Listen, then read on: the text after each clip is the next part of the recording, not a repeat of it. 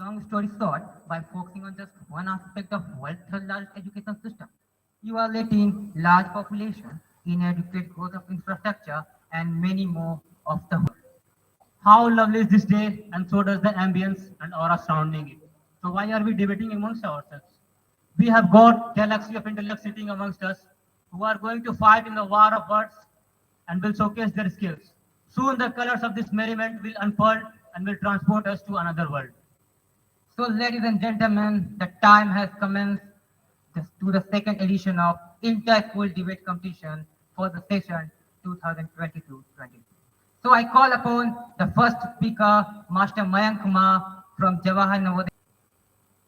Respected Chief Guest, jury members, and Honorable Principal of Sainika School, Nalanda, and Galaxy of Intellectuals, and my dear friends. A very cool and pleasant evening to all.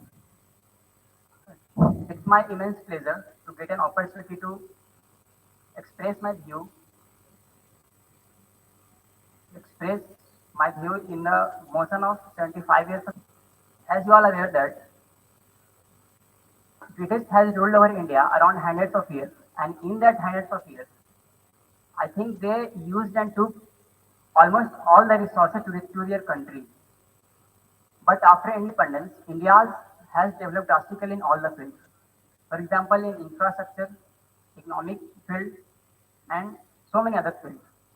Now India becomes the fifth largest economy of the world. I think only this statement is enough or sufficient to prove that Indian education system of last 25 years served the nation well. According to me, education means development. If education is there, I think they're getting either you are not getting education well, and second is that you are not made being for educated. Uh, Here list of some development landscape which shows that 75 years of education system served the nation well. So first landscape is about the science and technology. When the Britishers left India, they left behind a needy, undeveloped, and economical unstable country. But after 3 years of independence, IIT has been established in 1950. It promoted research in India with the with the help of foreign institutions. Launching its first satellite, Aryabhat in 1975, India has become the first country to reach at the orbit of Mars. We should very much thankful to ISRO or our education system so that today we can proudly assert that India is following its independence, like illiteracy, poverty, corruption, and so many other problems. When India declared its independence, its GDP was mere 2.7 lakh crore, accounting only 3% of GDP, world GDP. But in today, India has become the fifth largest economy of the world, accounting 8% of GDP with 147 lakh crore of world GDP. In recent years, India, which rise from 471 in 2016 to around 23,000 as of June 2022. This phenomenal rise this phenomenal rise in the startups has also produced millions of jobs in the country. Infrastructure in the 25 years of independence, Indian infrastructure has improved drastically. The overall length of the Indian road network has grown from 0.399 million kilometers in 1951 to 4.70 million kilometers as of 2015, which makes it the third largest road network of the world. After over 70 years of independence, India has risen to become Asia's third electricity generator. The last but not the least, the landscape of human development, I think which is the most important. In 1947, India had a population of 340 million with a literacy rate of just 12%. Today it has a population of nearly 1.4 billion and a literacy rate of 74.04%. Due to limitation of time, I am binding my speech. Thank you. Have a good day.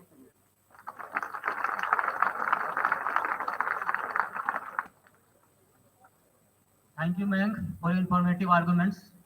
And you highlighted the points like development in science and technology, as well as infrastructure, and also focused on the increment of literacy rate and economy, making it the fifth largest economy of the world. Next in the queue, I call upon Master Rahul Kumar from Jain Viragir to come over and put forth his views. First of all, good evening to all of you.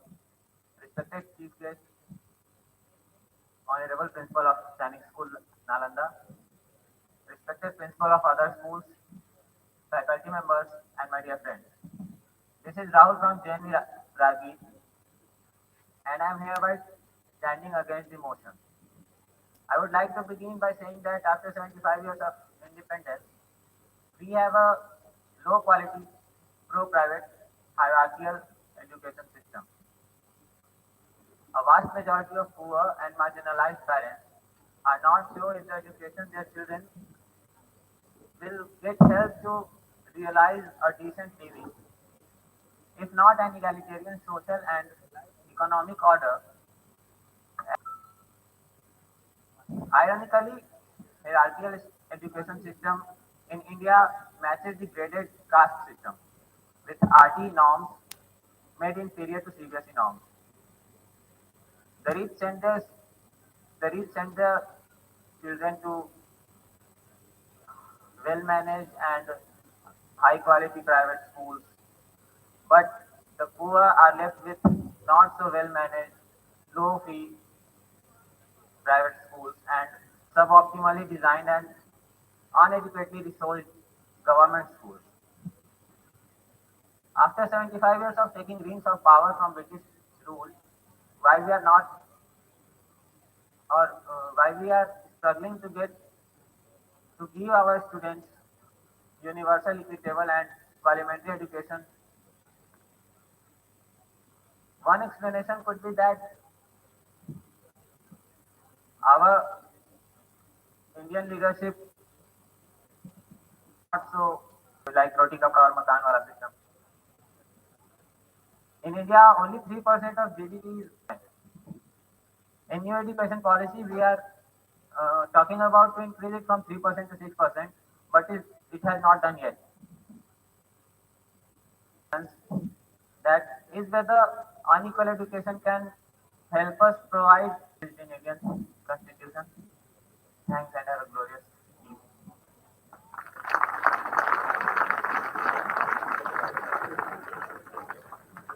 Thank you, Rahul, for your valuable point. As you mentioned about the pathetic conditions of our government schools and highlighted about the unequal education being provided in our schools and colleges, and also mentioned about the education policy. Now proceeding further, the time has come for the defending champions to defend their title. So I call upon Cadet Adarsh Raj from Simon and speak for the motion of the House.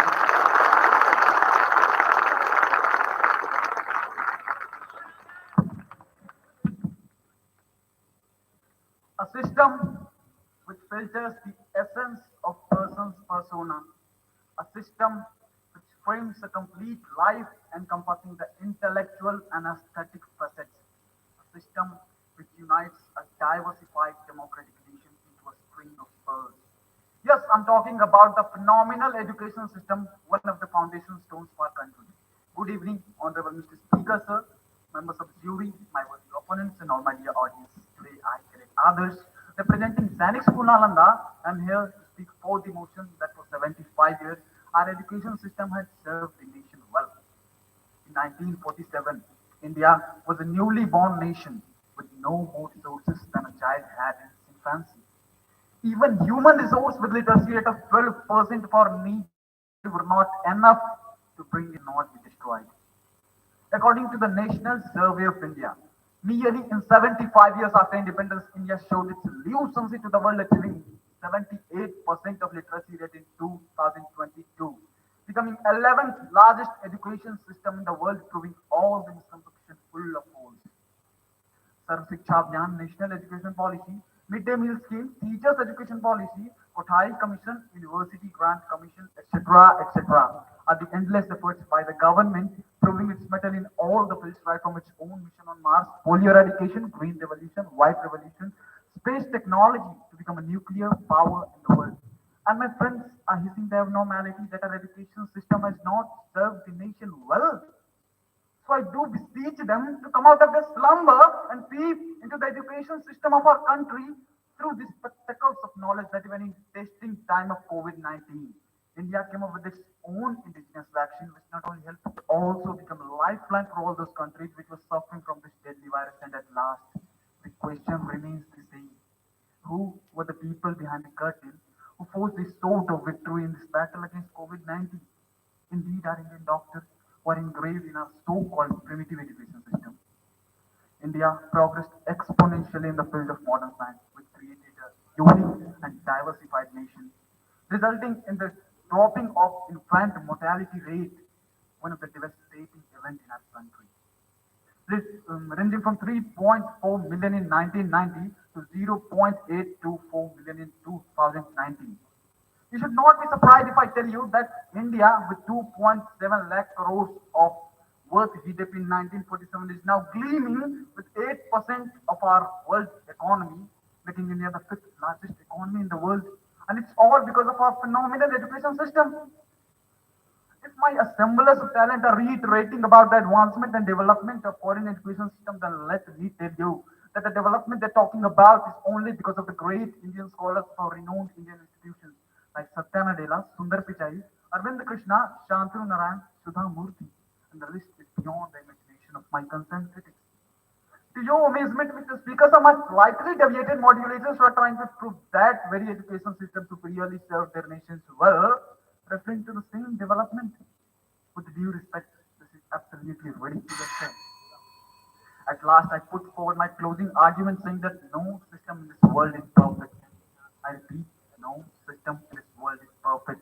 And to heal up those loopholes, the constant efforts by the government of our country is equal as the evolution of new education policy, which is the sum total of the deliberations made by the entire nation.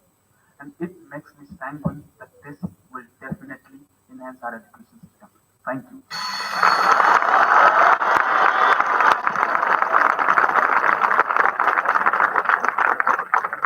Thank you, others, for a stunning and exceptional talk. You mentioned how our and you also focused on the development of infrastructure and various national education policies, including revolution. Now I call upon the second position holder of the first edition of Inter-School Debate Competition,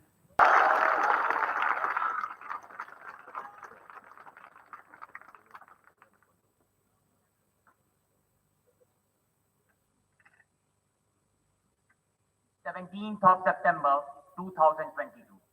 The Times of India. The headline read, more than 80% of engineers are unemployed and more than 70% of the MBBS are subpar employed. 19th of September 2022, The Telegraph.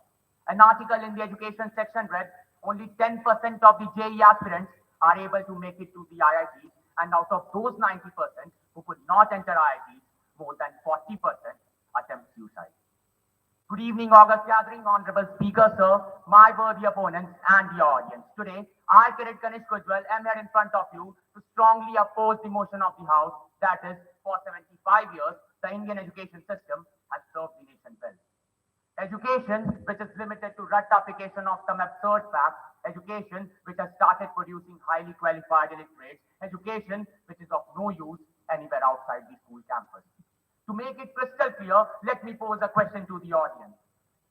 Since independence, how many Nobel laureates has our education system produced? Only 8. Mark my words, Mr. Speaker, sir, only 8 Nobel laureates in 75 years of independence. If this is not the promotion of ratification, if this is not the promotion of rote learning, if this is not the assassination of creativity and innovation, then I don't know what really is. Students may solve a problem of differential equation in less than a minute, but are unable to cook for tea in an emergency. Is this what we call education? Mr. Speaker, sir, my worthy opponents are very much convinced that 75 years of independence can easily nullify the damage caused by more than 200 years of colonialism. Thomas Babington Macaulay, the brain behind this education system of ours, himself said that he wanted to breed a class of people who were Indians by skin and blood, but Western in terms of thought, speech, and expression. Wasn't he successful? As we are having this debate in English wearing shirt and trouser, discussing our motherland, is this what we call education? Mr. Speaker, sir, according to a report by Indian Ministry of External Affairs, more than 1.5 lakh engineers, 67,000 doctors, and 60,000 scientists are a part of brain drain every year. And my worthy opponents are talking about Sundar Pichai, Satya Nadella, Geeta Gopinath, etc. But what I can make out from this statistical data is that forget about serving the nation well. This education system has never served our nation. Rather, it has been serving the various multinational companies like Google, Apple, Microsoft, Facebook, and many more. My worthy opponents were also harping upon the fact that our country attained self-dependence during the COVID-19 pandemic by just producing the vaccine whose method of preparation was borrowed from other nations. What sort of self-dependence are my worthy opponents talking about? Mr. Speaker, sir, it won't be wrong to say that this education system has only taught us to become copycats and nothing more.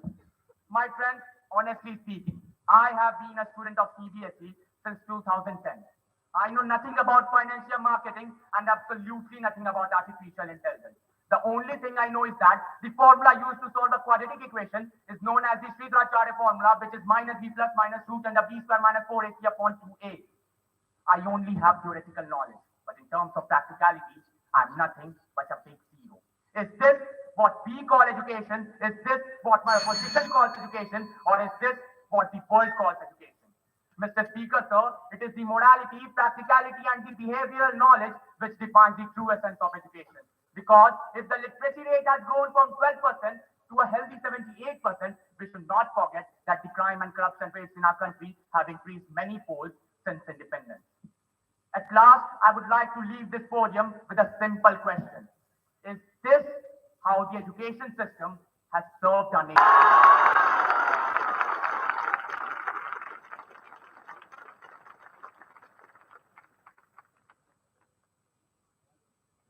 Thank you, Garrett Kennis, for your phenomenal and audacious talk. You perfectly mentioned that the Indian education system lacks practical knowledge and also emphasized on the problems like brain drain and drops out ratio, and also mentioned about the various reports on the demerits of the Indian education system. Next in the row, I call upon Riddhima Ranjan from TAB to come and share supportive facts and figures for the motion of the House.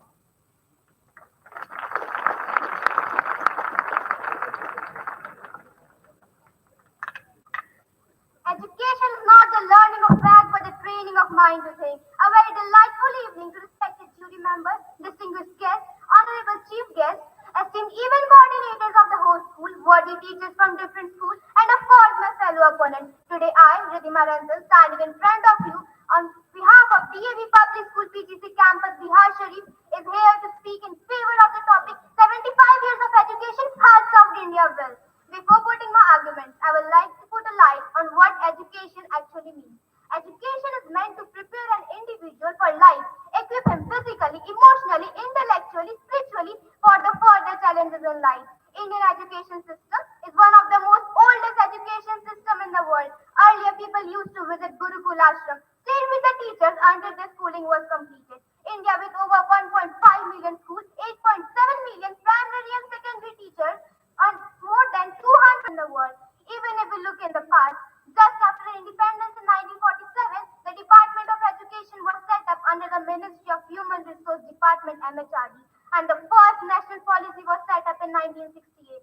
Other than these, there have been many policies and articles launched by the government. Some of them are Article 45 1949, which directed the state to provide 10-year compulsory education to all the people under 14 years. Operation Backbone 1988, which provided minimum essentials towards the school. And the most importantly, National Education Policy 2020, which was launched and approved by Union Cabinet of India on 29 July 2020.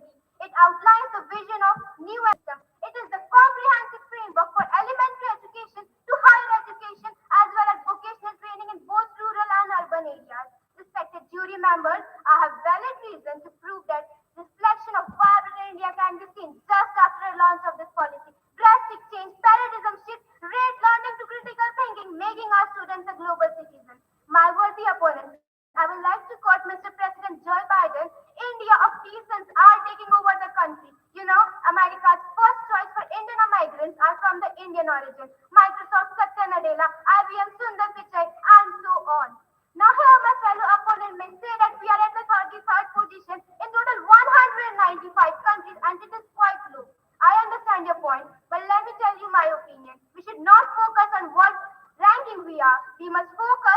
what achievements we have made since the independence and have paved the path for our Indian implementation and its implementation. For your kind information, let me tell you, students' population have been increased from just 3.7% to 33.7 million in 2019. Universities have been increased to just 190 to 993 since 1990. Students' enrollment have been increased undoubtedly. Female literacy rate have been increased to 77.3. Aren't these the gains of Indian education system? Now here many people from you or my fellow opponent may say that government is not paying enough attention towards the Indian education system. So if you are considering the position of the Indian education system, which is 33rd, let me tell you, percent of GDP. China 2.1%, whereas India provides 4.6% of the GDP, that is 138 billion. Summing up my arguments, I would like to include building nuclear plants, sending rocket to Mars, production of vaccines are all gains of education system. And my respected jury members and worthy opponents, ask this question from yourself. India becoming the fifth largest economy, home to third largest billionaires, aren't these the ruling elite of India? Of course they are. Thanks for your calmness to hear my debating arguments.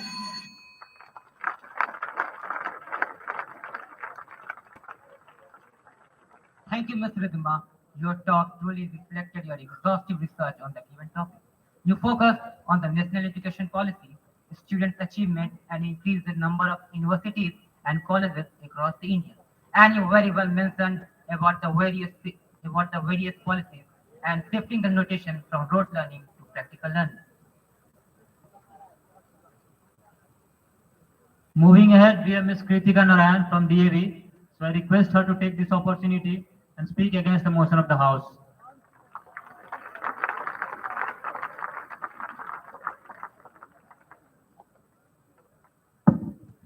I hear and I forget, I see and I remember, I do and I understand.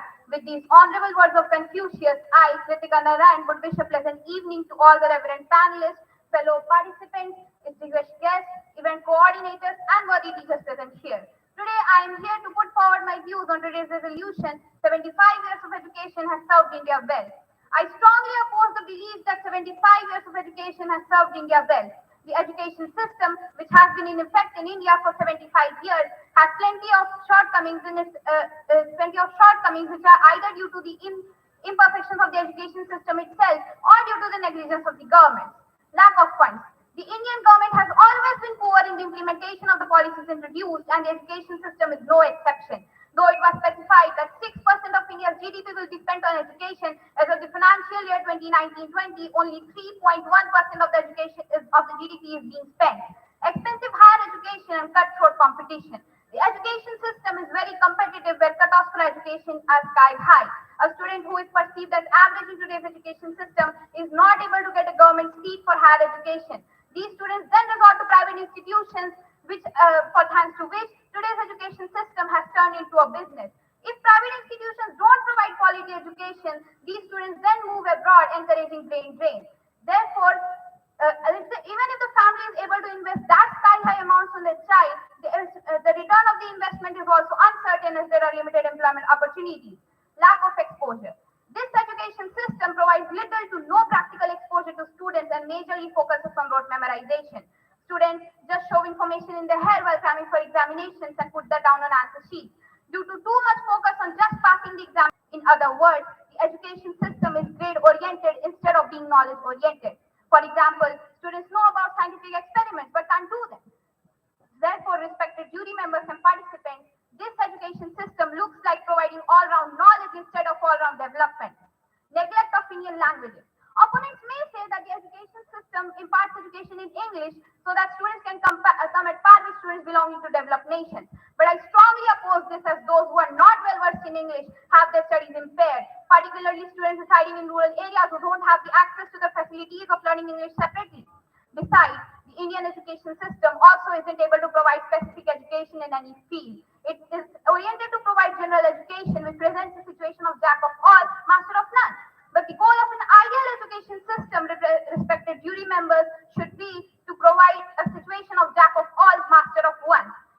This education system perceives an academically below average student as a failure, disregarding their other abilities. Probably that's why we aren't able to have another Einstein or Newton among us, because all the system does is specialize students introduce everyone present here to NPE 2020.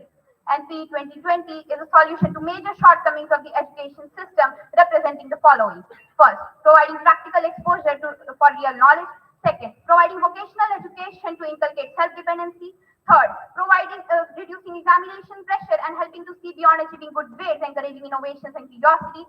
Fourth, freedom to study in regional languages and compulsory education in regional language at elementary stage for better exposure to culture and to promote in effect in India for 75 years provides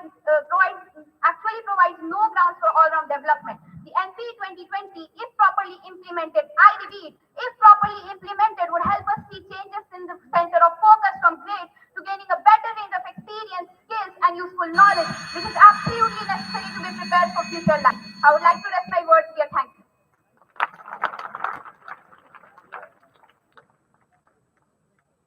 Thank you, Ms. Kritika. It was quite apparent from your talk that you have a deep knowledge of the topic.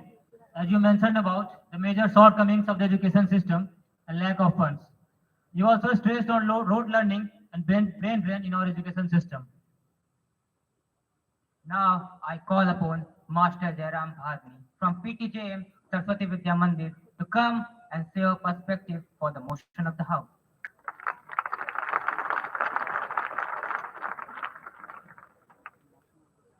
Good evening to higher dignitaries, member of the jury, my fellow participants and audience. I, Jairam Bharani from PTJM Saraswati Vidya Mandir is here to speak for the motion of the House that Indian education system has served the nation well for past 75 years. And I strongly believe that Indian education system has served the nation well. Education is the passport to the future. We all know that British ruled over Indian subcontinent for a long period of time.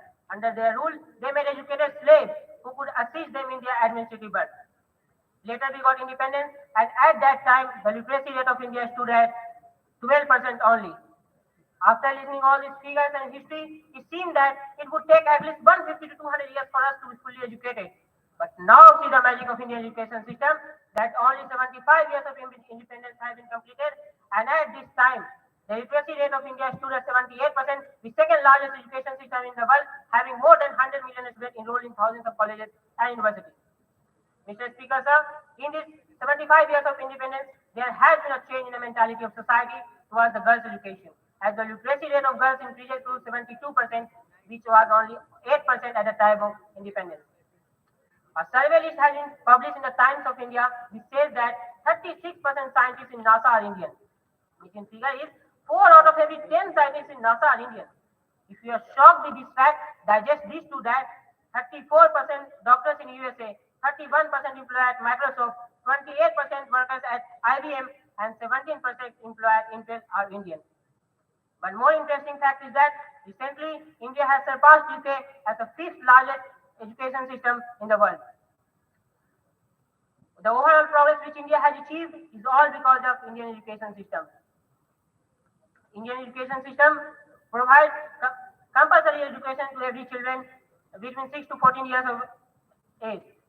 Indian government has also taken a few steps forward with many schemes like Sarva Shiksha Abhiyan, Midday Meal, Prime Minister's Special Scholarship Scheme, and many more to ensure that every child must find their way to school. India expanded its infrastructure too. In 1947, we have only 28 medical colleges, 4 dental colleges, and 33 engineering colleges. But at present, India has 618 medical colleges, 323 dental colleges, and 6,000 engineering colleges, making India the most talented school in the world. In these 75 years of Indian education system, we have reached Mars in our first attempt. We have established world's 5th largest space station, ISRO. We have launched 104 satellites in one mission, becoming the first country to launch 104 satellites in one mission. And the all credit goes to Indian education system. In these 75 years of Indian education system, we have developed our own defense mechanism, DRDO. It is India's largest and most diverse research organization with more than 30,000 scientists working in it. In these 75 years of Indian education system, the focus shifted on to acquiring skills rather than to focus itself onto a core subject. In the 75 years of Indian education system, we have got many world-class leaders like Narendra Modi and many more with the help of Indian education system. The female literacy rate, which was increased at the time in this 75 years education. So I conclude with the word that in the 75 years of Indian education system, the progress is unremarkable, and there is no doubt that Indian education system has served the nation well. Thank you.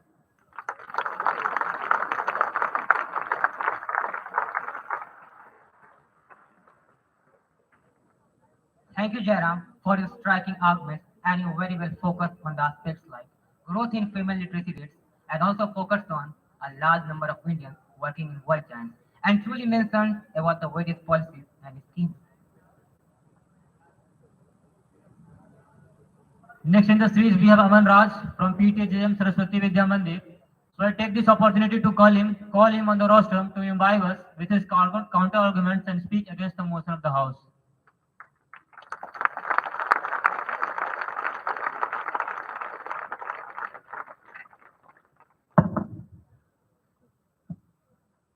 Good evening to the honorable member of the jury, respected audience, dignitaries, Speaker of the House, and my fellow students. I, Aman Raj from PTJM Saraswati Vidya Mandir, Rajgir, is here to speak up against the motion of the House and to seek the question that does the Indian education system has really served the nation well for past 75 years. According to Nobel laureate Dr. C.V. Raman, the purpose of education is to replace an empty mind with an open mind. It is to create a more productive, patriotic, and telephoned manpower. Indian education system with a strength of around some. But as quality has nothing to do with quantity, this system in UNESCO's 2021 ranking of education for all ranked 32nd out of 149 nations, which questions its efficiency and make it a highly debatable issue. Mr. Speaker, sir, starting of the drawbacks of this system, the biggest drawback of this system is that it gives an impression to the students that marks has more values than morality, ethos, or anything else. This makes the biggest dilemma in a student life to just pass the exam anyhow. This mentality has deep socio-economic evil rooted in it, which instead of development add up to the woes of a nation. This system puts the student in a rat race where winner gets nothing but just satisfaction that they are ahead of the loser. Had the system been more efficient in providing value-based education, nor would have been these crime reports which indicates that 36% of students have a criminal charge against them. Nor would there be resentment toward our native language, our culture, especially toward our older generation, which is quite clear by the fact that the number of old age homes in India are still increasing day by day.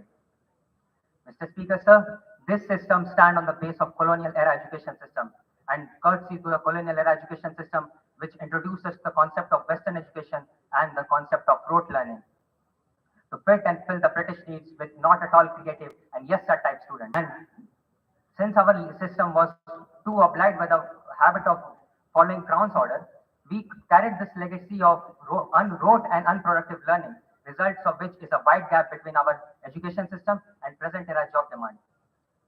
This is the cause that made 80% of our youth unemployed despite being 22% of the global workforce.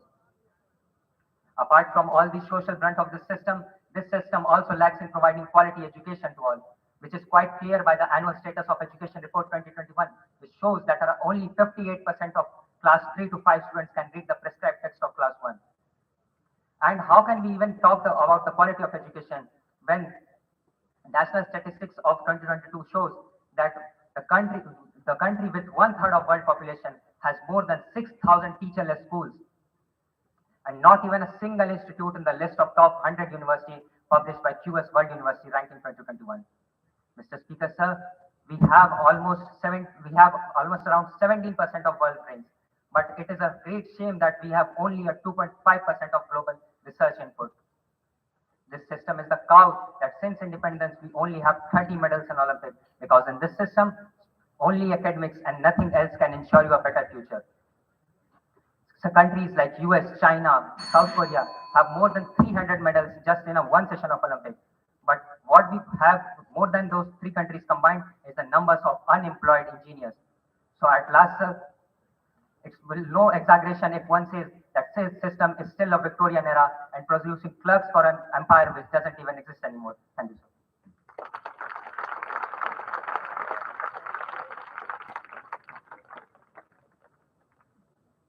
Thank you, Aman, for your astounding pseudo arguments. as you highlighted the loopholes of the Indian education system, and also emphasized on quality and value-based education system. Now, I would like to invite Ms. Fatima Hassan from Sada Alam Memorial and the audience and infuse the positive by speaking for the motion of the House. Honorable judges, respected teachers, and my dear friends. I am Fatima Hassan of class 12 from Sam Secondary School. First of all, I would like to extend my thanks to its authorities for giving me an opportunity to express my 75 years Indian education system has served the nation well. Education is basic necessity and right of all mankind. For any country, education is most important factor for its growth and development. Indian education system has been one of the oldest and finest systems across the world. This system has kept on providing several facilities from time to time. Yes, India has achieved a lot in the period of 75 years, starting from just 18 universities and 469 colleges, which are now raised to 1,000 universities and 40,000 colleges by 2020. The government has kept on providing several facilities and schemes like National Educational Policy of 1968 led by late Prime Minister Srimati Indira Gandhi. The idea of this policy was to propose equal educational opportunities and emphasized mainly on three-language formula, implanting English, Hindi and official state language in the syllabus of secondary school system. Followed by this policy, National Educational Policy of 1986 led by Sri Rajiv Gandhi, imposed special focus on equalizing opportunities, especially for women, scheduled castes, scheduled tribes, and also provided scholarships for poor communities. Some other policies like Operation Blackboard of 1987 aimed at giving basic facilities at school. Midday Meal Scheme of 1995 established to improve nutritional support of primary school children. While Sarv Shiksha Abhiyan, introduced by Sri Atal Bihari Vajpayee in 2001, provided free and compulsory education for all the children of age group 6 to 14 years. Recently, India launched new education policy in 2020 with the idea of vocational education from class 6 with internship and also focuses on native language as the medium of interaction. The rise of growth in literacy rate from 18% in 1951 to 77.7% by 2021 proves the excellent execution of plans and policies given by several governments for past 75 years. Well, this is definitely not the ending, as our government is all set to come up with new plans and policies. One among them is National Educational Technology Forum. With our better and improved plans, we'll surely achieve a lot of progress and advancement in our near future. Thank you.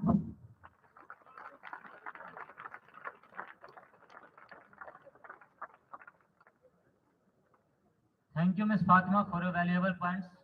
As you mentioned about some of the policies launched by the government and their positive results shown in the past 8 decades, and also implementing three languages formula, and also on the education of minorities in our country. Now, next in the combination, we have Master Ansu Chaudhary from the same school who will once again compel you to dwell upon the pros and cons of the Indian education system. So I call upon Master Ansu to come and speak against the motion of the House.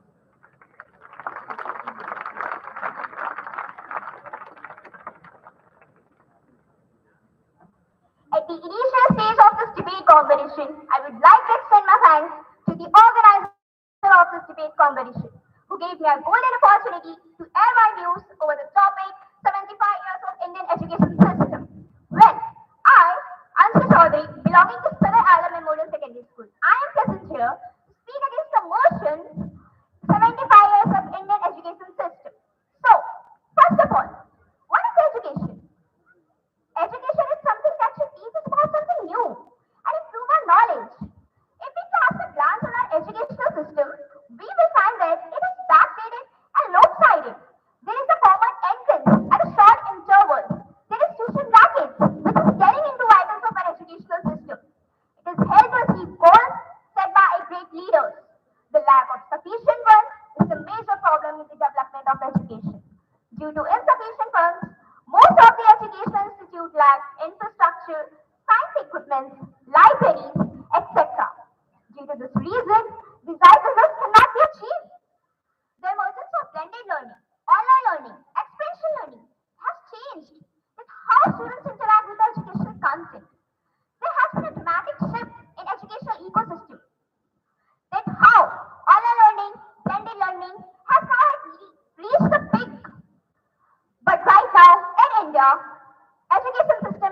towards online learning platform, which really does not work much. As we know, every coin has two faces in this world. Yes, online learning platform is helping students to understand the topic and concept in a better way by animations, pictures, graphics, text, etc. But here, I would say online learning platform has thrown a trap in which all students are getting deeply down. As we know, mental health, physical health, this is very important for us. What will do? We will go to the online learning platform. Oh no. Yes, I would say no. How? But poor quality of education is leading to poor outcomes in India, ultimately pushing children out of the education system and leaving them vulnerable to child labor, abuse, violence, etc. So I object on this new era of Indian education system to put a big hand to stop playing with our career. So to conclude, I would say India has not taken the education seriously since independence. Thank you.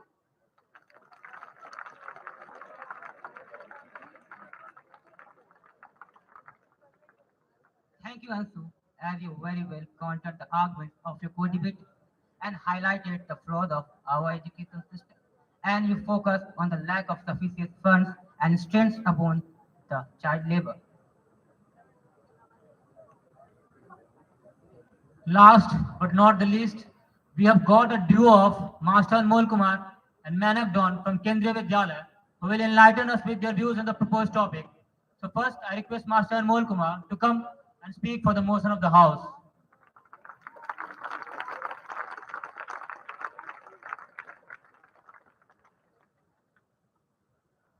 On this eve, I am standing in front of you to radiate forth my views for the motion on the topic.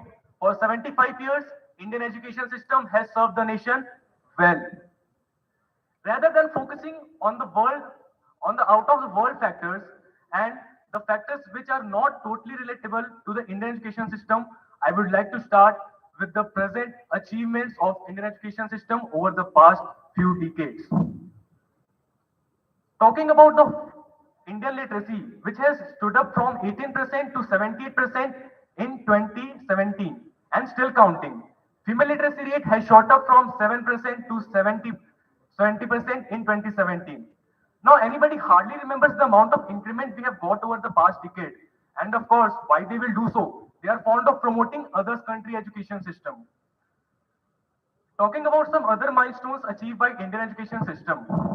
Few of them are from the 1950s to the 80s, the amount of educational institutions in India got tripled. At that time, most children had their primary school within the range of 1 kilometer of their home, which provided them with their basic education.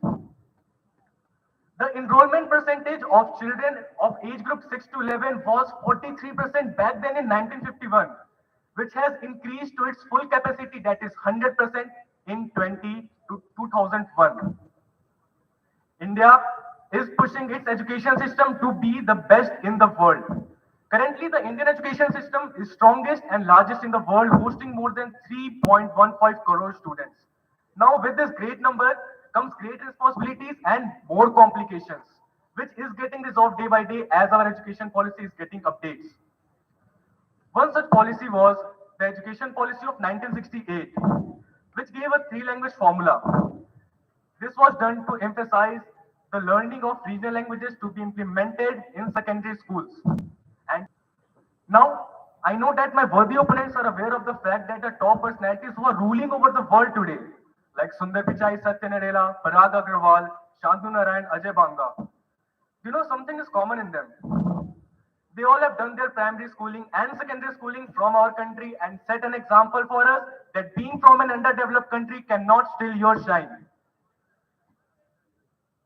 Our Indian free elementary and compulsory education for children of age group 6 to 14. Therefore, we can say that for 75 years, Indian education system has served the nation exceptionally well. And please don't forget that it has also played an eminence role in holding the position of country where India is standing today. That is the fifth largest economy in the world. There is a new policy coming on our way, that is New Education Policy 2020. This policy, trust me guys, this policy will increase the speed of our economy with full thrust easing the all-time high of our to see the change in India. Talking about some factors which my worthy opponents said about. They said that the main problem is mugging up. I'm sure they must have heard of Atal Tinkering Lab, which gives students the platform to think and to change your thinking into reality. These labs are established in thousands of schools all over this world. Every system has its pros and cons, but dealing with the cons defines the true power of the system.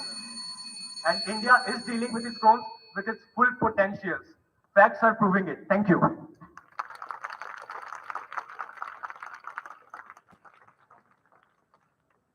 Thank you, Master Aryan, for your impressive eloquence. You highlighted about the positive aspects of our Indian education system. Increase in literacy rate, increasement in number of universities, and you focused on three learning formula. You very well proved the phrase, an easy life, the head which wears the crown with your talk. Since the time has come for the war of words to culminate. So I call upon the last speaker, Master Manakton from Kendriya Vidyalaya, to come over and speak against the motion of the House.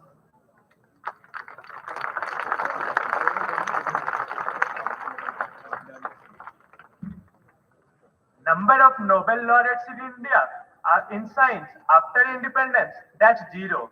Report says 80% of educated engineers are not employable. More than 35 students die per day due to suicide. What I am saying, these are the outcomes of the Indian education system. Respected jury members, reverend principal and teachers, opponent. It's a golden opportunity for me to present my views against the motion. For 75 years, the Indian education system has served the nation well. The Indian education system has many flaws in it. It does not help the child to reach its full potential. The problem starts with lack of infrastructure. Here we have teachers who are highly capable in subject, but they can't deliver it to the student. Instead, students are given a huge numbers of homeworks, assignments to be completed in very tight deadlines, which makes the student very frustrated. And if you don't do it, get ready to lose marks. The mark system has another story to tell. Here, the system has created a mindset among the people that scoring good or excess is the true success in life, despite your interest.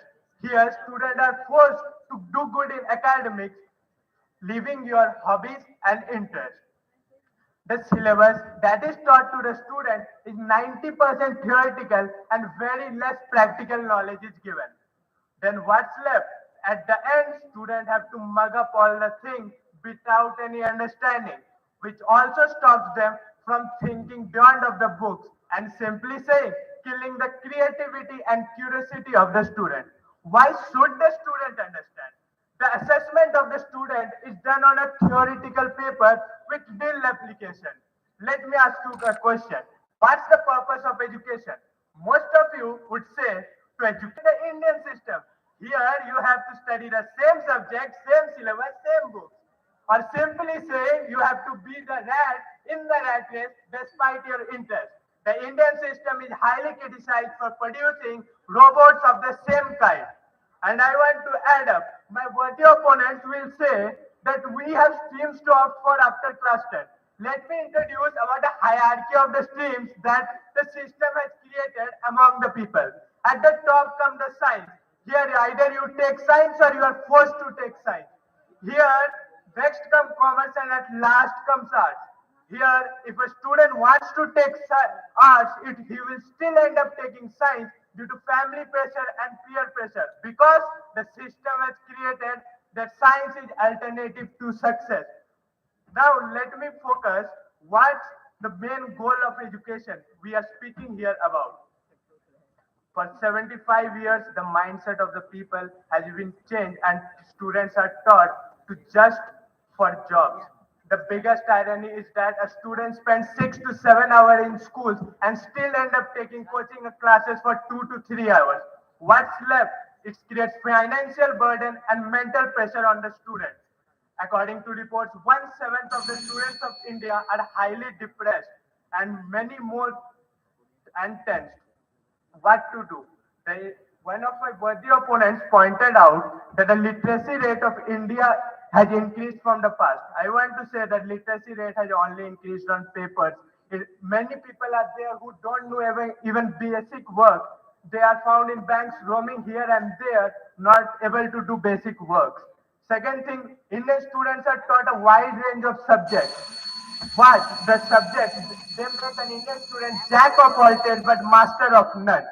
With this, I am closing my words that Indian education system has produced great engineers and entrepreneurs. But if we cheat for the sake, for the new comings, we will get ready to see the new India. Thank you.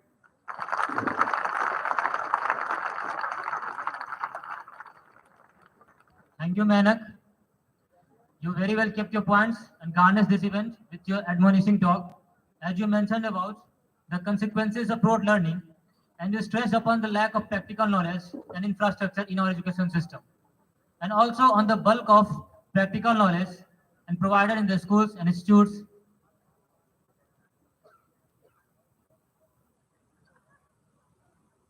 Since all the speakers have already put forward their views on the given topic, so I again call upon Master Mayank from Jawahar Navodaya Vidyalaya to come over and speak for the rebuttal.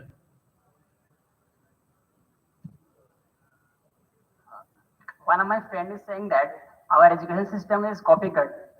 So I want to ask from that, if we are copying a good thing, then what if we are copying a good thing from anyone, then I think it doesn't mean that you are supposed to blame our education system, that our education system is copying.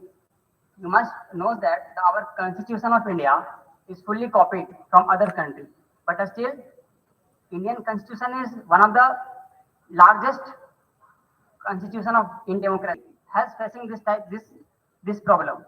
And I want to add one thing: employment, good thing take times. And at last, I want to add one thing.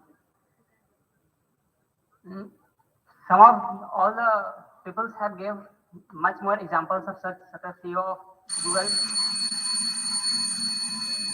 Thank you. Have a nice day.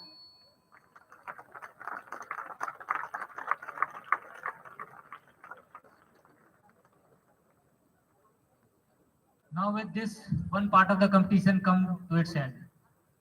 As we know, today Indian Air Force marks its 90 years of glory, excellence and bravery. We Indians proudly celebrate October 8 as the day to pay tribute to the air warriors of the Indian Air Force who tirelessly defend the nation by securing the Indian airspace and conducting rescue operations.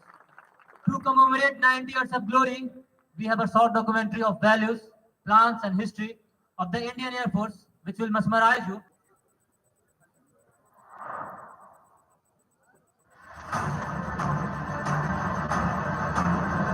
Undeterred, unfettered, relentless, 90 years on. Today, an Atmanirbhar and Saksham Indian Air Force is transforming for the future, but the road has been a long and testing one. As the winter of 1947 approached, a young independent India was thrust into the throes of war as tribal hordes invaded the Kashmir Valley. The Indian Air Force rose to the occasion as Dakotas of No. 12 Squadron airlifted the 1st Battalion of the Sikh Regiment into Srinagar as the marauding tribals reached the outskirts of the city. Kashmir was saved by the gallant action of the Air Warriors, who established this crucial air bridge in the first ever joint action in independent India. The Indian Air Force continued to trailblaze this path of glory. In 1965, the unblooded Indian Air Force NAS created history by earning the moniker of Saber Slayer. 6 years later, the Indian Air Force achieved air supremacy over the erstwhile East Pakistan, enabling the Indian Army to conduct its lightning campaign. MiG-21 made its mark in this war with many noteworthy missions, including a strike on the governor's house in Dhaka. More recently, the Indian Air Force again proved its mettle, with its strike potential being put to good use, this time on the forbidding heights of Kargil. The legacies live on unforgotten. The torchbearers of yesterday shining light on the path ahead. They continue to inspire traditions of gallantry that define the ethos of the service till date. The Indian Air Force has remained steadfast with the nation in times of need, with effective contribution to humanitarian assistance and disaster relief efforts. The skill and professionalism of our air warriors found wide acclaim in the country as well as on foreign land.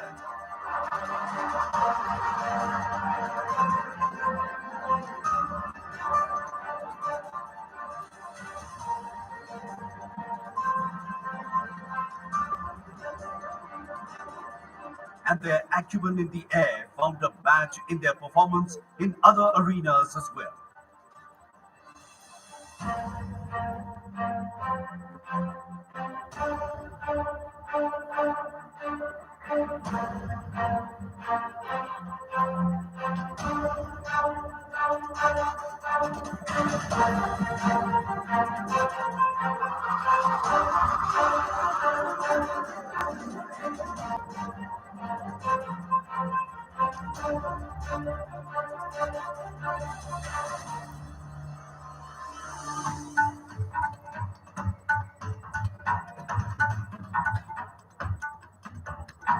The Indian Air Force continues to guard the skies over our nation. The endeavor, as before, being deterrence through competence.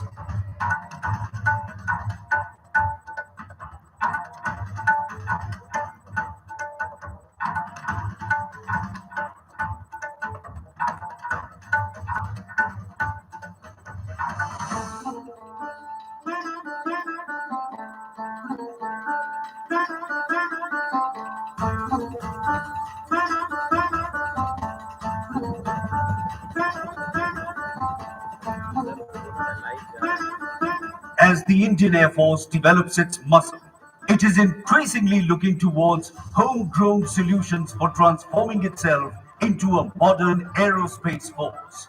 Close interaction with domestic developers is forced to have bespoke solutions itself. A prime example is the LCH Prachanda, unique in the world for its ability to efficiently deliver firepower with equal lethality in deserts as well as at high altitudes.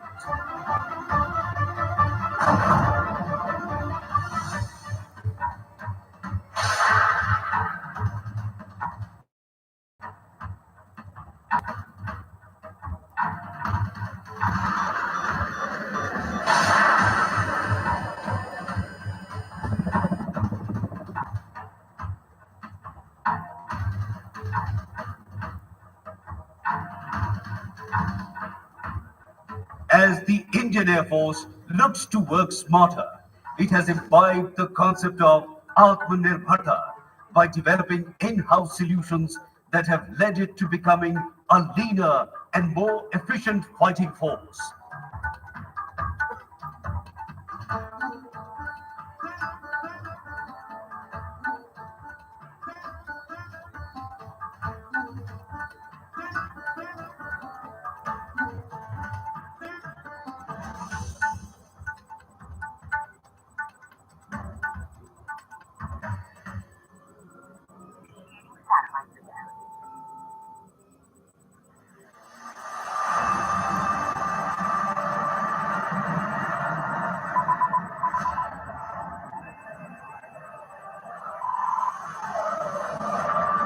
The future will see Indian Air Force evolve into an entirely net-centric aerospace force that adopts a system of systems approach to warfare.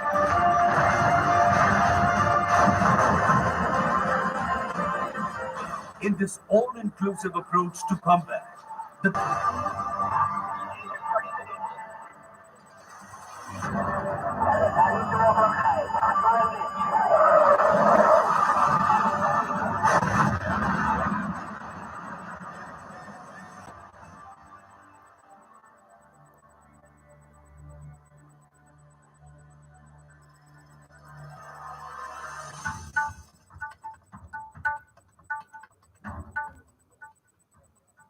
On the occasion of the 90th anniversary of the Indian Air Force, I extend my warm greetings to all air warriors, NCC, DSC personnel, civilian staff, and their family members.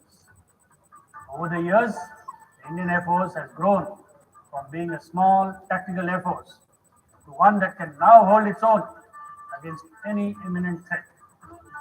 It is natural for one to see this long voyage through the prism of equipment, especially aircraft, and sagacity of our predecessors, who had the ability to think beyond the resources available to them. Each incremental change made over the years by our veterans has permitted us to stand on a pedestal that is rightfully ours today. To all our esteemed veterans and their families, it is also befitting that I, on behalf of all the men and women in blue, pay homage to the air warriors who have made the supreme sacrifice in defense of our country. As the battlefield of tomorrow transforms and becomes more technology driven, we too are innovating to stay ahead of the curve. I would like to assure the citizens of India that the Indian Air Force is ready to take on the future, and we will continue to touch the sky with glory. Happy landings and Jai Hind.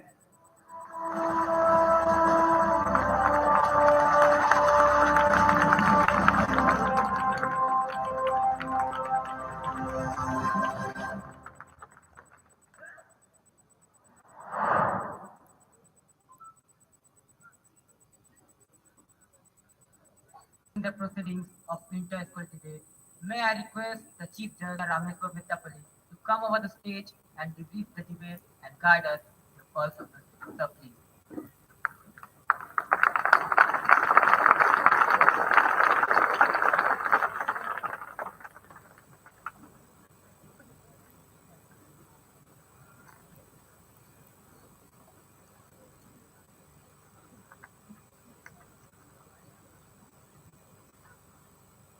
Principal, teachers, participants,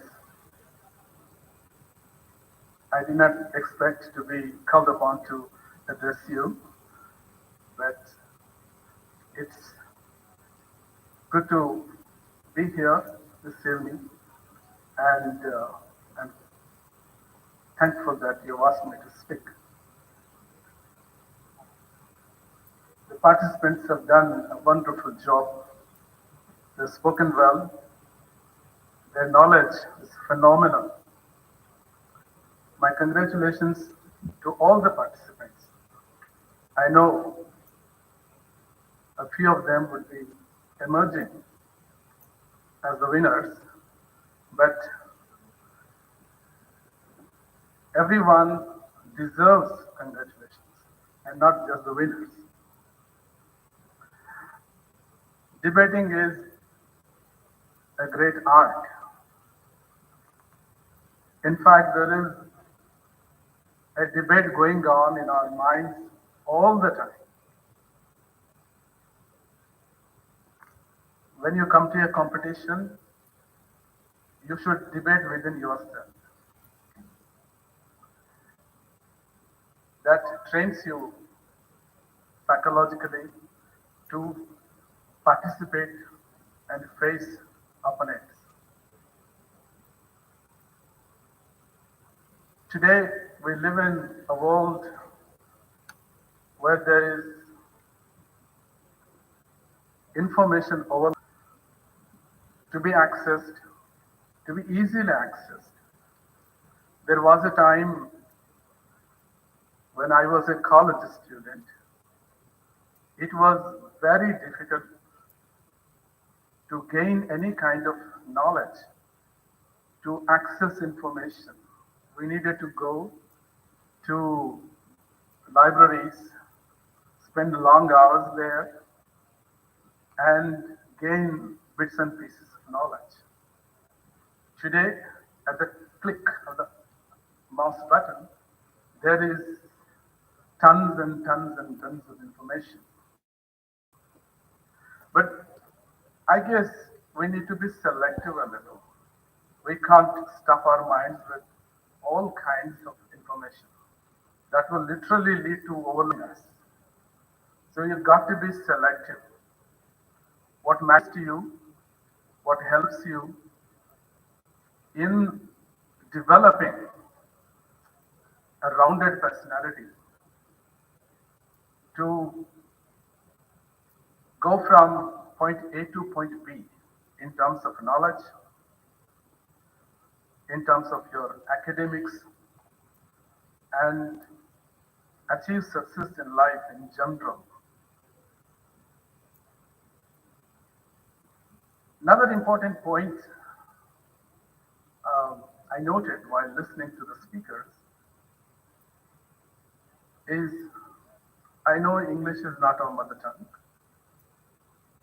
but I'm a professor of English, so I'm constantly urged from within to talk about English language and how it is to be used. First of all, accuracy is important. We can't afford to speak English inaccurately on the ground that it is not our mother tongue, it's a foreign language or whatever else.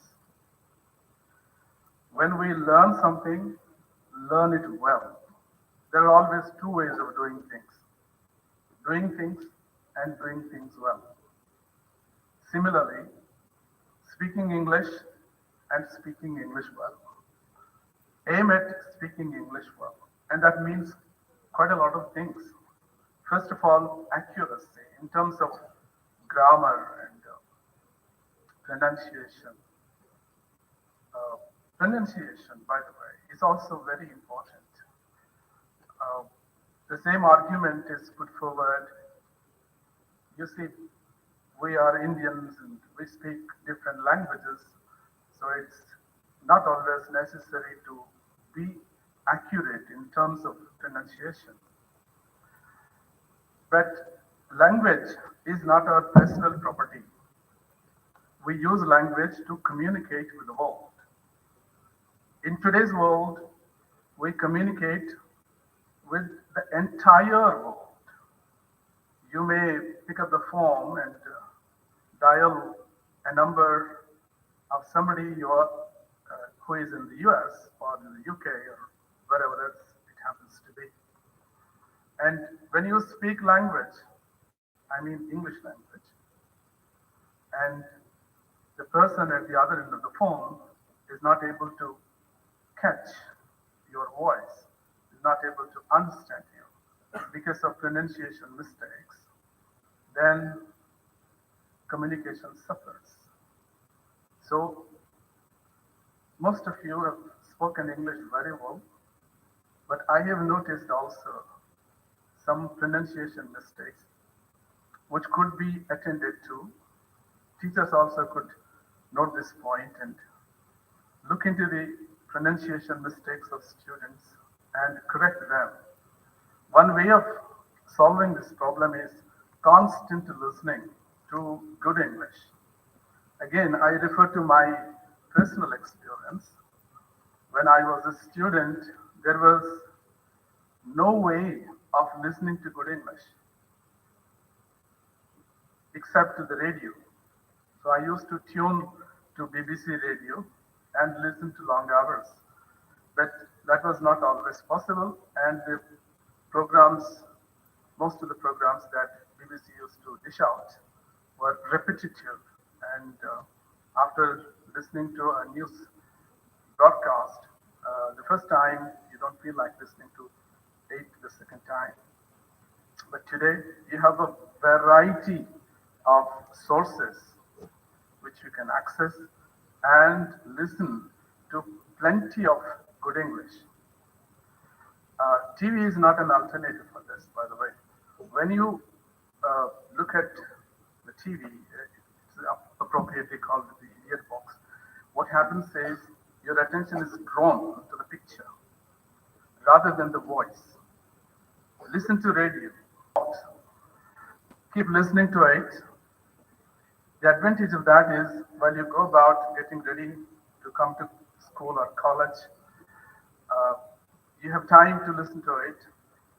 The advantage of listening to good English is your ears will be trained. And in turn, your tongue also will be trained. And you'll be able to speak good English. And then you'll be able to communicate with the world. What has happened now, this evening, is communication in a formal setting. And you were judged for the skills that you displayed in terms of communication. So pronunciation, grammar, and confidence, everything else matters. And you should look into all these issues. I understand that you're the best of the students of your respective schools. I wish that everyone else back there in your schools also should be like you, should acquire the same kind of skills so that they will also excel like you. Once again, it's been a great evening. I feel really elated. I'm once again thankful to the organizers of this competition for inviting me to be one of the judges. Thank you very much, and congratulations to you all once again.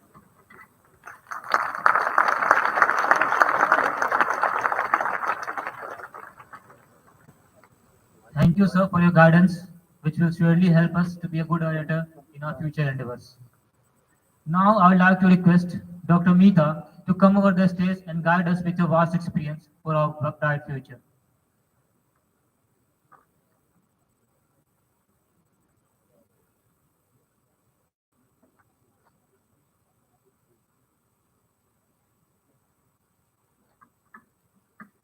Principal sir, my fellow judges, students, teachers, good evening everyone and the participants. First, I would like to congratulate all the participants to come here and participate and give your views. It was a wonderful evening listening to you, and sir has already given you a lot of suggestions how to improve your English. Yes, during the competition, I've also seen in pronunciation, I found few mistakes were made.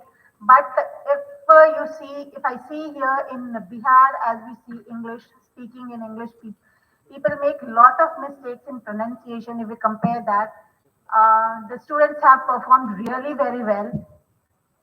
And pronunciation, little bit mistake is there, and as sir has suggested, if you listen well, you will improve your pronunciation, and that is very important for communication. And here, these days, I have seen, especially after the COVID, we have shifted to online learning. And children, what I have seen, these are the practical things which I have noticed, that children are now shifting from book learning to the e-learning platforms. They are going to YouTube teachings and other things. Yes, you do get knowledge from there. It is good. But children are now focusing more on that e-learning apart from that book learning. So it is, you should not leave the basic thing, that is the book, reading of books. That improves your knowledge a lot. And people are taking knowledge like we have lot of platforms from where we get a lot of information nowadays. In our times, we didn't have that opportunity. We had to go to libraries and read the books. And from there, now you have a lot of platforms, and especially the social media. We see the student, everyone, whatever comes on the social media, they take it and they take it as a real thing. But before going to those informations, you should make a research on it, whether the information given on those are right or not. That is most important. Nowadays, even in research, we see the students, they don't go for the primary sources, they go for whatever knowledge they get from the internet. That is not true. Go to the depth of it, go to if the information given there is right or not. As far as the competition is concerned, all the students have come out with very good points there. Some of them have defended very well, and Congratulations to all of you. And as it is a competition, someone has to be a winner and someone has to be a loser. But those who are here are all winners because you have been selected from your school, from so many students. You are here, two people coming here representing your school. So you yourself is a winner. So congratulations to all of you for coming here. Thank you very much. Thank you, ma'am, for your enlightening words. Moving ahead, I would like to call Dr. Sisa Udupa to come over the stage and enlighten us with your words of motivation and guidance. Sir, please.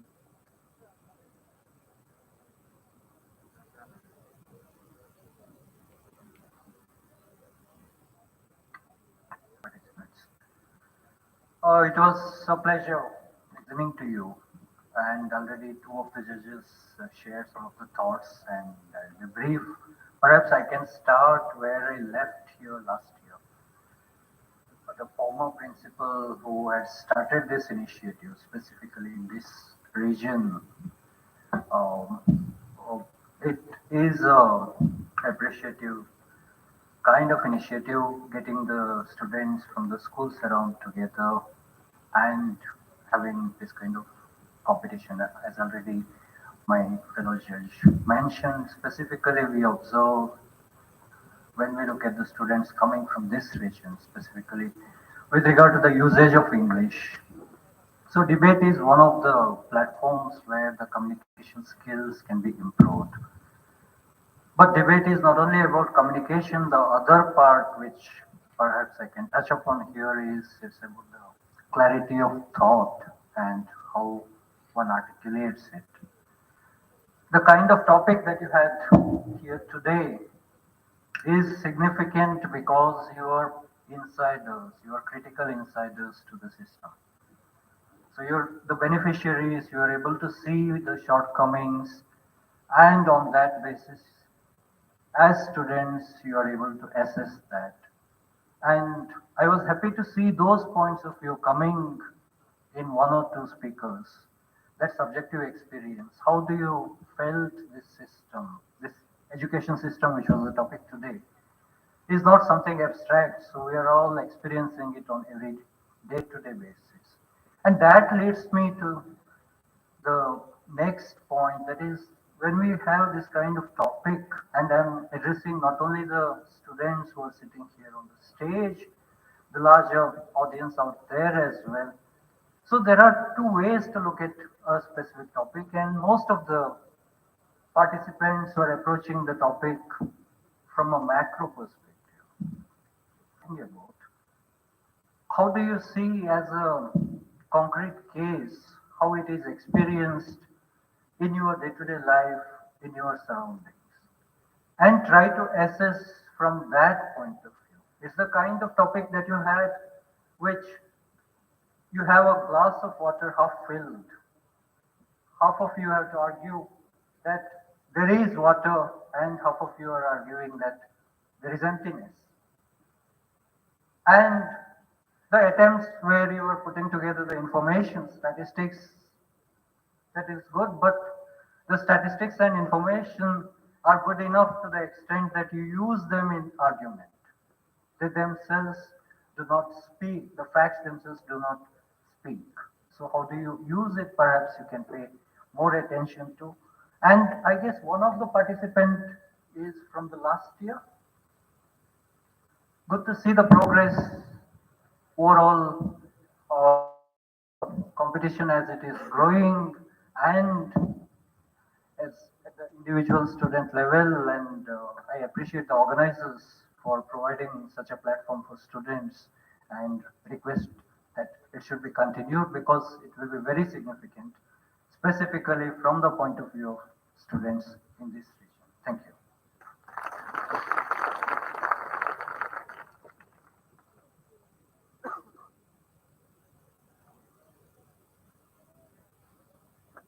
Thank you, sir, for the inspiring words.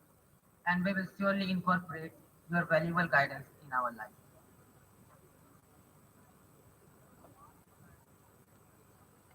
We think too much when people accept their losses as they come, but humanity. Vijit Kumar HOD English, Sainik School Nalanda, to come on the stage and announce the results of this year's competition.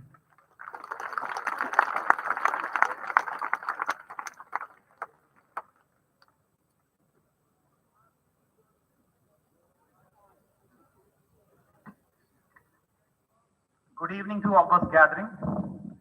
Honorable Principal, Sainik School Nalanda, Principals of Kendriya Vidyalaya and DAP Public Schools, esteemed judges from Nalanda International University and Non-Nalanda Mahavihara, esteemed faculty member from all the schools of this district, and dear audience. It gives me immense pleasure to come over here and declare the result. But before that, I would like to request our principal, sir, Captain Indian Navy Naveen Kishan Chandra, to kindly come over and honor the judges for their crystal clear judgment and the value addition which they have imparted their wisdom, the pearls of wisdom which they have shared with us. It will go in the long run in the development of the students of entire region of Nalanda. So please. First of all, I would like to call Dr. Rajeshwar from Nalanda International University to come and receive a token of love and remembrance from our principal, sir. Sir, please.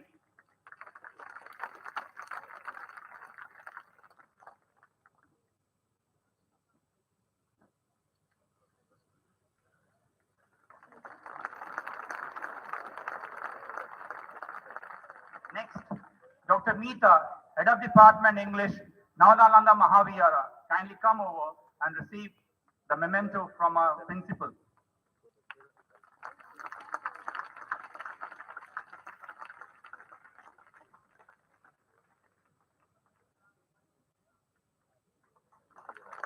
Dr. Srisha Udupa, who was one of the judges last year, and this year also, he has kindly come over and shared his wisdom with all of us. So please.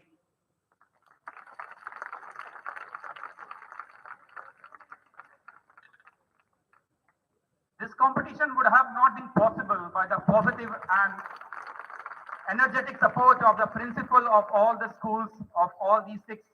And unfortunately, we have 2. So I would like to request Mr. Ajay from Kendriya Vidyalaya Rajagi to kindly come and receive a gift, a memento from our principal. So please.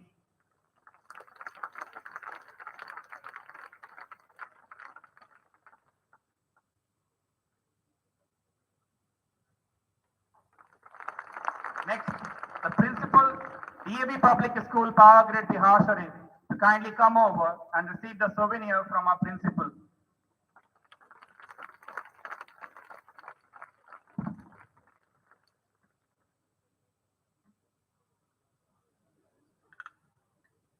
Here comes the most awaited day of the event. That is the actual felicitation to the best speaker of tonight. We have seen the war of words. All the participants have put forward their views in the most befitting manner, but it might have been a very Herculean task for all the judges to pick out the pearl out of the ocean. And after a lot of thorough deliberation, they have put forward their decision. I am with the decision. So I would like to call the third position holder of this competition, that is Kritika Narayan of DAV Public School, to kindly come and receive the certificate from our principal.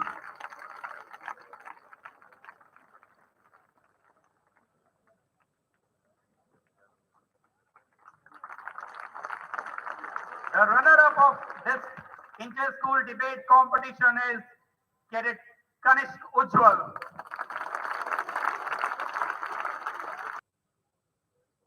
And the best speaker is Cadet Adarsh Raj of Sainik School.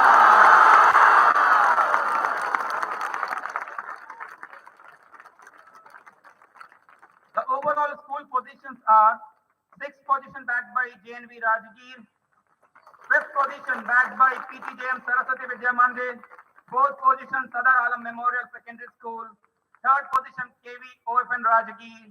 The runners-up are DAB Public School, and the winner is Sainik School Nalanda. senior master, all the two participants, and the Department of English to please come over and receive the trophy from our principal.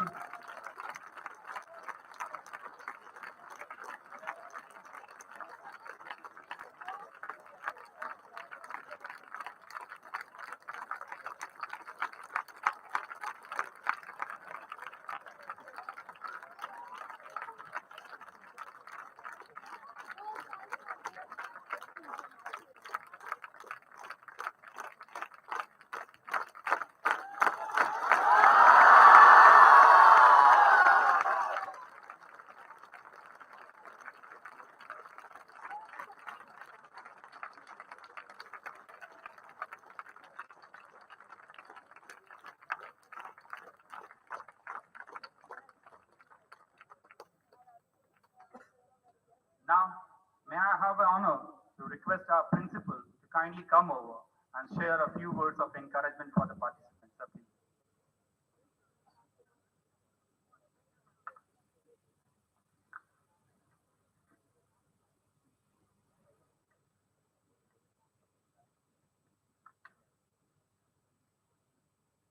Honorable judges, my dear principals, ladies and gentlemen, good evening to all of you. At the outset, let me wish happy Indian Air Force Day to all of you, including my vice principal.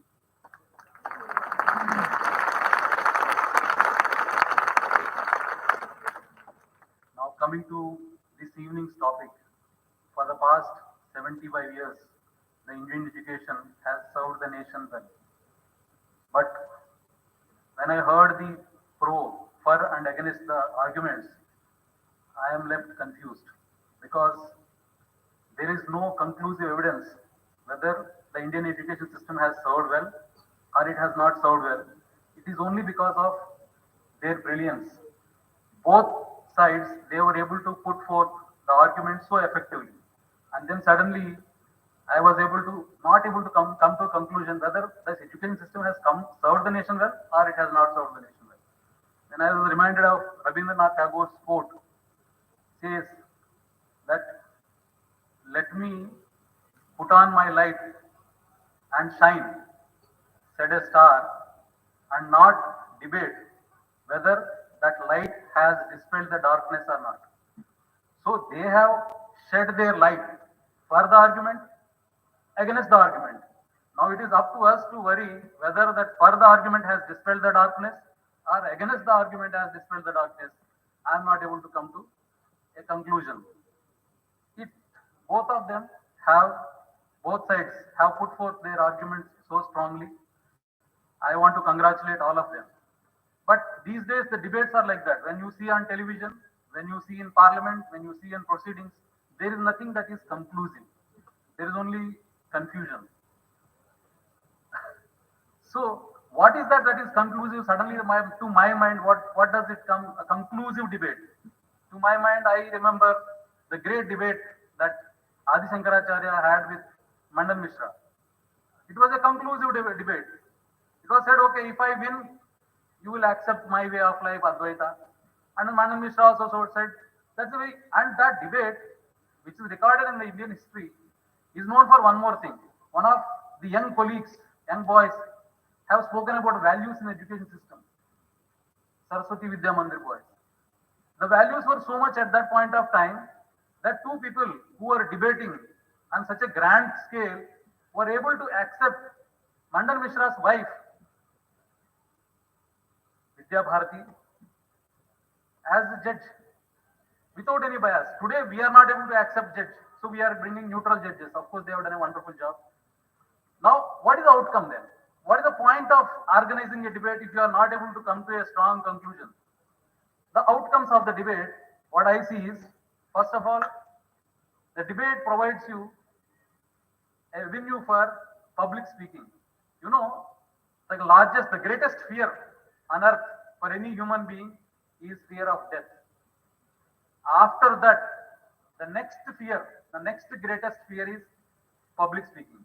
And these people, all of them, were able to stand in front of 500 odd crowd and deliver a speech. They're all winners.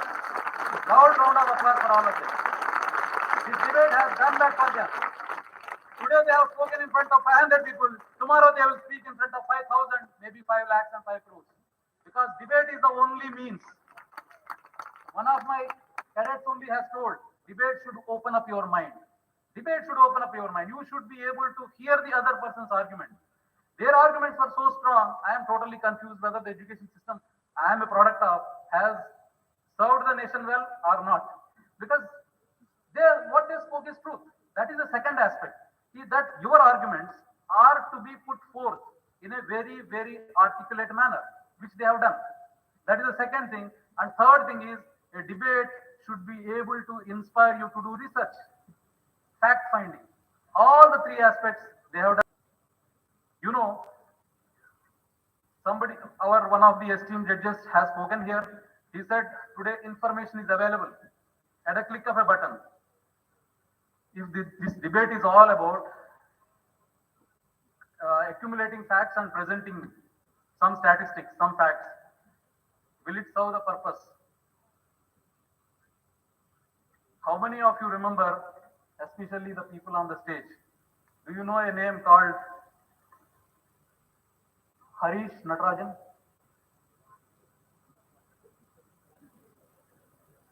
Okay, Harish Natarajan. Anyone knows? Harish Natarajan is the person who defeated IBM computer in debate. IBM loves money, the computer can throw at you, but still he was able to win the debate. It is because something what the computer lacks and the human being has is emotional quotient.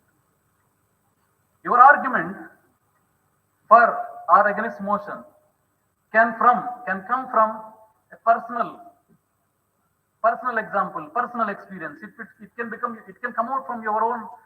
You make it relevant to yourself, your life. That a computer cannot do.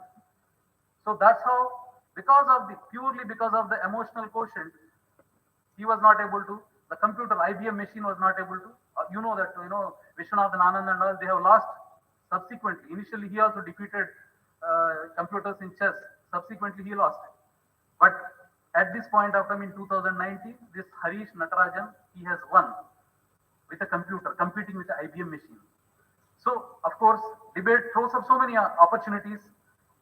The debates, yes, keeping mind open, and purely because of the debating skills. You know, the American system of presidency, it is predominantly dependent on debates. Of course, in India, we don't hear. Only there is cacophony. There is no logical and sound arguments that are made. But in American system of presidency, even to this day, there are only debates, for motion, against motion, what you want to say, and then counter for counterpoint. That's how a cobbler was able to become president of United States, Abraham Lincoln. So, debate, of course, the three professions which thrive under debate are these. One is lawyers, journalists, and of course politicians. And of course, you have done a very great thing of putting forth your views. And I don't know whether I can take, apart from my students, my cadets, if I can take some names. While all of them have done well, I am particularly impressed with Kendriya Vidyalaya, Rajgir, for the person who spoke against the motion, and DAV Public School, who spoke for the motion. A big round of applause for them. That is individual brilliance. And I would like to thank all the judges who have been considerate to come and be the judges for this organization. I thank each one of you, sir and ma'am. And I would like to thank all the principals for sparing their teams, and they are able to come and participate in this debate. And this is a trophy which is rotational in nature. So I just wish that some other day, for today, my school has retained the trophy, but some other day probably somebody should be rolling trophy, should be carried to other schools as well. I would like to see that, and that kind of their best cadets here or students here for participating in the debate. and I would like to thank all of you for being a very patient listeners and making this event a grand success. Thank you.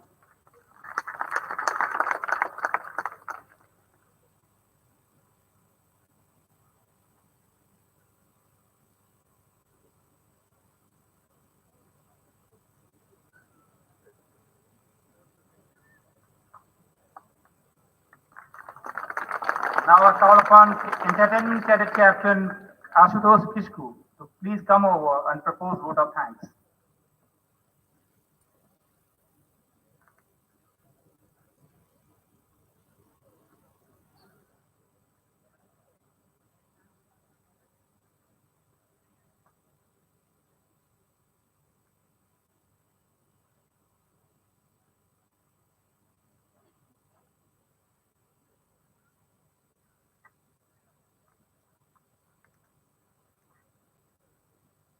Good evening, everyone.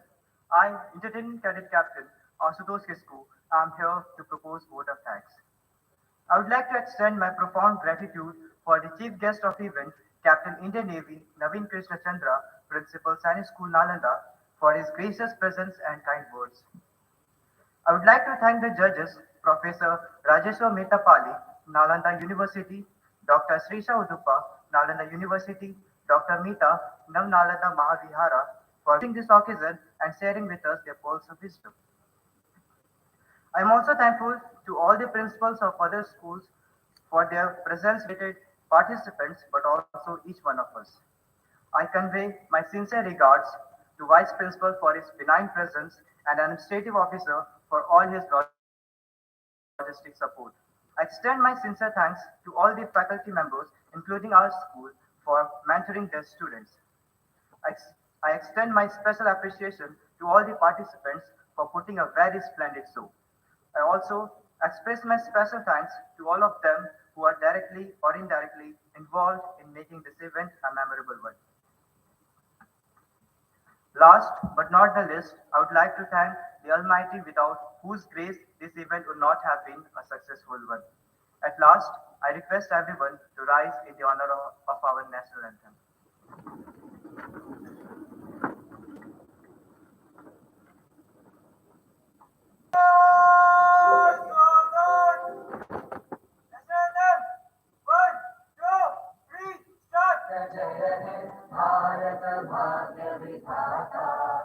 Punjab Sindh Gujarat Maratha Dravid Utkal बंगा विंध्य हिमाचल यमुना गंगा उच्चल जलधि तरंगा तव शुभ नामे जागे तव शुभ आशीष मागे गाहे तव जय गाथा जन गण मंगल दायक जय हे भारत भाग्य विधाता जय हे जय हे जय हे जय जय जय जय हे।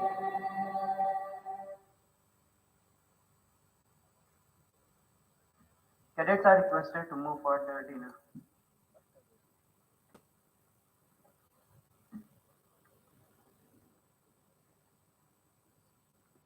May I request all the judges and the principals to kindly come over and have a photo session with us.